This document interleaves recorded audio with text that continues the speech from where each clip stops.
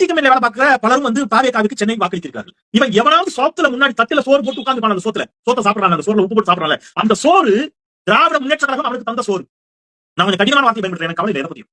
ஏன்னா பீகார்லயும் உத்தரப்பிரதேசத்திலையும் மத்திய பிரதேசத்திலையும் IT company இல்ல ராஜா. இருக்குதா? இல்ல.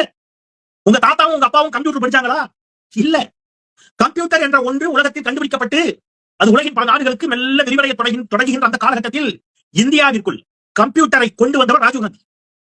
ரைட்டா? அவர் அறிமுகப்படுத்துறார் மெல்ல. ஆனா அவர் பாவம், அவர் வந்து படுகொலை செய்யப்படுகிறார். அதன் பிறகு பல ஆட்சி மாற்றங்கள் அதெல்லாம் விடுங்க.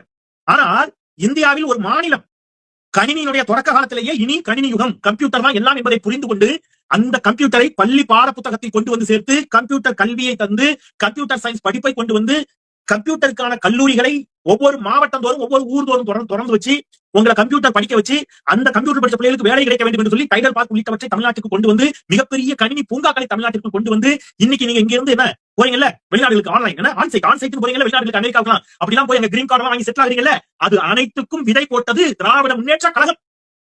கலைஞர் அன்றைக்கு கணினி படிப்பை பற்றி கம்ப்யூட்டர் படிப்பை பற்றி திட்டம் தீட்டிக் கொண்டிருந்த பொழுது சங்கதி கூட டான்ஸ் ஆடி இருந்தார் நடிகர் விஜய்.